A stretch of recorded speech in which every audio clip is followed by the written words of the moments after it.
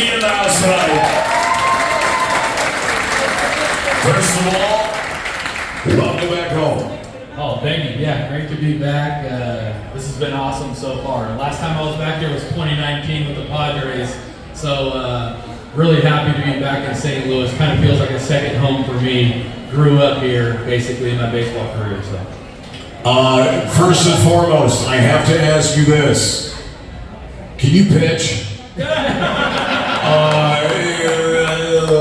We have kind of a little bit of a situation going on right now. I don't know if you pay attention to it, but yeah, we'll just ask the question. In a million years, did you think we'd be in last place with this team? No. This is definitely uncharted territory for the Cardinals, Cardinal fans.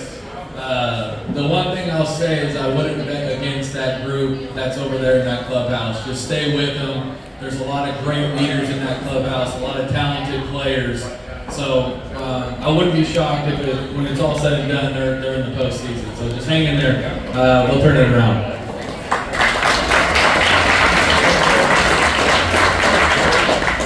How many people actually believe that? That was wow. I got inspired by that. I was believing that for a second. I'll tell you what, I did mention this. I loved when you played because it just. Well, can I say something? Yeah. One of my all-time favorites is Jose Ogendo.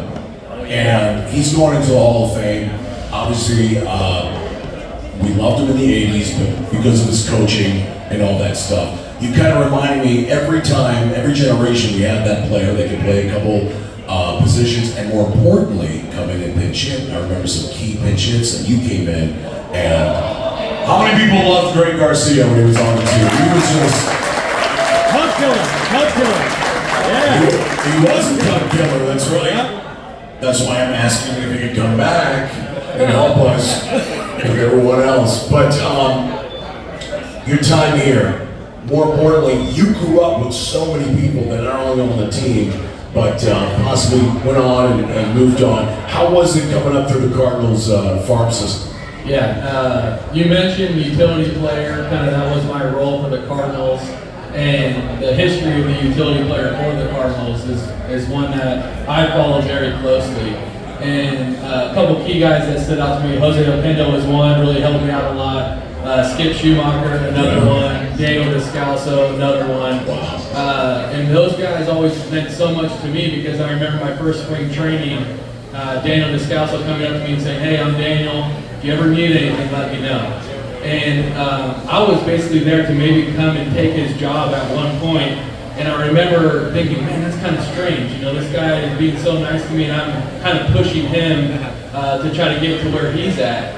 And I remember somebody saying, hey, that's the Cardinal way. That's what you do here. The veteran guys kind of taking the younger guys the next wave and try to help them and mentor them into, even if they're going to go take their job one day. So I remember I did the same thing with Tommy Edman because I was like, I like Tommy. He's a nice guy. Yeah, maybe he could be what I was in the big leagues. He might. And he has far surpassed anything that I ever did. He's turned into a tremendous major leaguer. But that's just kind of something that always stood out to me. And I always appreciated that about the Cardinals was the veterans always taking the younger guys and making sure they felt good and comfortable. So, yeah, I loved it in this organization. Really fortunate to be a part of the Cardinals. Absolutely. One of the themes we've been echoing is the two great franchises, Yankees and Cardinals. So obviously it's a special weekend. I made reference that we have a top 3 AL East team and a top 5 NL Central team. So I got to ask you. You mentioned Tommy Edman. He seems like the nicest guy in the world. Is this a true thing? I mean, yes. He seems so genuine. Exactly, genuine guy, a California guy from La Jolla, so in San Diego, near San Diego. And yeah, what you see is what you get from Tommy, and he's just a really hard worker. And the thing that always drew me to him was, nothing was ever given to a guy like that. Similar to myself, not the biggest, strongest, fastest guy. Probably had to prove a lot of doubters wrong. So yeah, Tommy's one of my favorites to watch now and watching him have all the success for sure. We love Tommy Edman, don't we? Huh? All right, so you're a California kid. Okay, I can tell by the way you speak. California kid.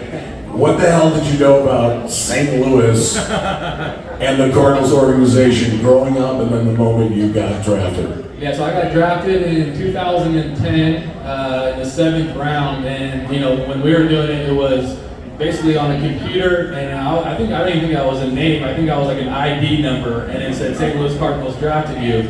And I remember being so excited just to get drafted. This is what I've been working for my whole life. And I remember the first thing my dad said to me was, he's like, "You don't know how lucky you are to get drafted by the Cardinals." And I was like, "Yeah, St. Louis, cool city. I mean, they got the arch." Yeah, I didn't really settle in. Little do you know, that's really all we have. That and that over there. But then I quickly realized what he was talking about when I had my first spring training with the Cardinals, and I watched all these legends come back, Ozzie Smith, Willie McGee, all these guys come back and help out. And then the veterans that I got to meet, the Adam Wainwrights, the Yadier Molinas, I was like, okay, I know what my dad's talking about now. So again, super fortunate to be a part of this organization. It raised me as a baseball player, and something that will always stick with you. You'll always be a Cardinal, no matter what. I had a 4-year stint here, but I will forever be a Cardinal. That means a ton to me, so yeah. We often say once a Cardinal, always a Cardinal, and that's how much, put it in perspective. Our team is in last place, and we're still filling the stadium with hope, and that is a testament to the fans. And a testament for the fans who bought tickets months ago thinking that the outcome may be slightly different. But Mr. Garcia, you're a third-generation ball player. You have a lineage in that. That must have been very proud. Yeah, absolutely. Yeah, my grandfather we touched on earlier. My dad actually played professionally, and then my older brother Drew, played professionally as well. So yeah, baseball is kind of what we did, and I had a lot of opportunities that a lot of kids didn't have because of my family background. So very fortunate with that too. Okay, I gotta ask you some random questions because at a certain point, we gotta talk other than baseball. I love recreational vehicles and RV. I've always wanted to drive an RV cross country. Then I realized maybe a nice 4-hour drive, that's enough. You're in an RV, you're driving. Who are 3 people that we may know that you would take with you? And 1 person that we don't know that you would take with you. So I'm curious on this one. It's only 4 hours, it's not going to be as annoying. It's just 4 hours. I would say, man, that is a tricky question. Give me a second. I would like Michael Jordan to be one of them. Michael Jordan! Hold on. Michael B. Jordan or? No, the basketball player. Oh, the GOAT. Yeah. Basketball player. Michael Jordan. Derek Jeter. Yes. Let's see. Give me Yachty back on that. I'm not even gonna have his battery. Is that 3? That's 3. Actually, I'm sorry you cannot count Yachty because he's coaching basketball right now in Puerto Rico. Okay, fine, Yachty. And then 1 person maybe we may not know you'd like to take on this trip. Could be a childhood friend. You know what? Maybe. I'm gonna take my college roommate Colton Wong. We'll get him on the bus. Yeah, Hawaii. You gotta go. You know, and once again, we love Colton Wong here when he played. He was just, and he comes back, we give him a round of applause. I tell you what, if people had to ask you, young kids who get drafted, anybody who gets traded, you had to sum up and like, dude, I got traded to St. Louis. It's the #1 murder capital in the world. What? I wish I was joking. What can you tell me about it? Oh man. I would say from a baseball standpoint, you're gonna learn how to win. You're gonna learn how to compete. And then from a people standpoint, you're gonna meet some of the most genuine people you're gonna meet. I married a Midwest girl. Yes. Yeah, so great people, people that will come out and support you, and just a great overall city with a lot of tradition and a ton of history. He got me the Midwest girl. That was, well, I tell you what, I don't know if we're running, are we good on time or what's up? Because Greg Garcia is a cool dude. He's a cool dude. Okay, I'll tell you what, when you were growing up, who was your hero? See, I like Tony Gwynn. I like growing up was Tony Gwynn was my guy.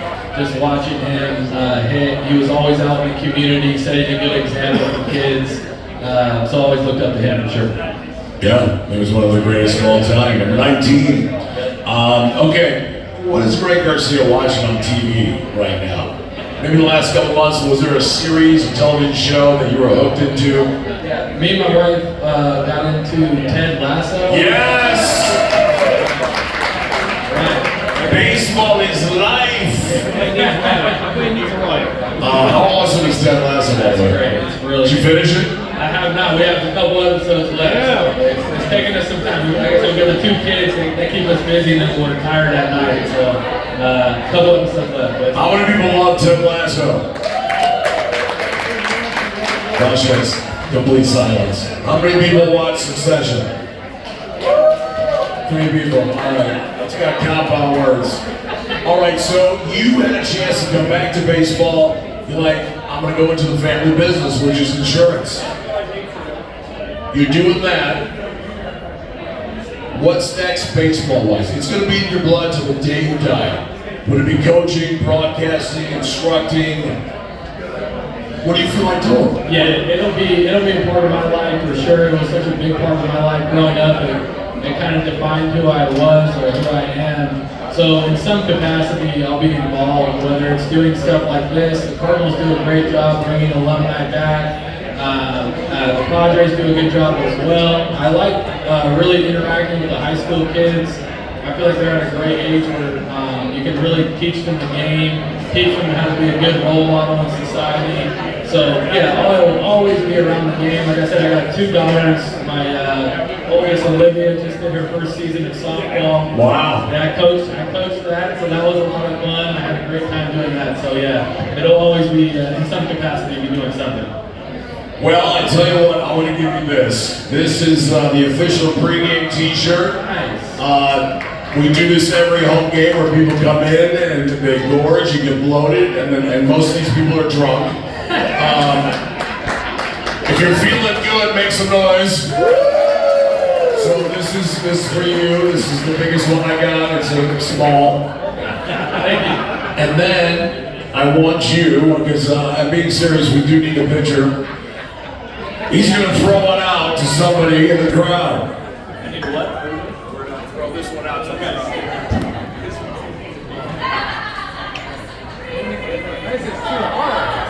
We're going to throw it this way, the bleacher seats are over here. All right, hold on, ladies and gentlemen. You know what? Let's do something first. Do I have a Sharpie?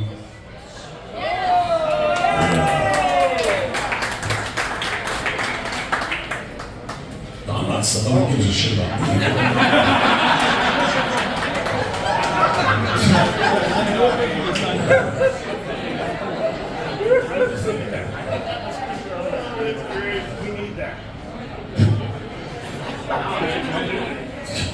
All right, ladies and gentlemen.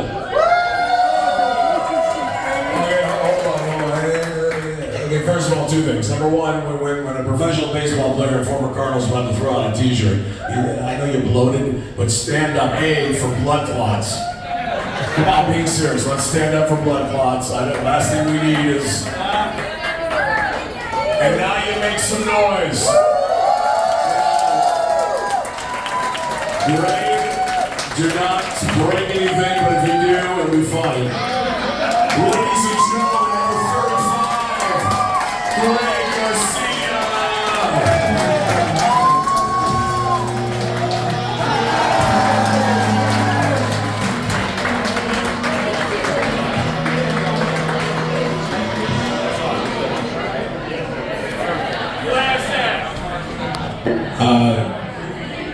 Technically, Greg.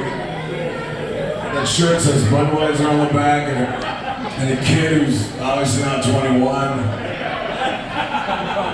Mark, who's that? That's my son. Okay, and that's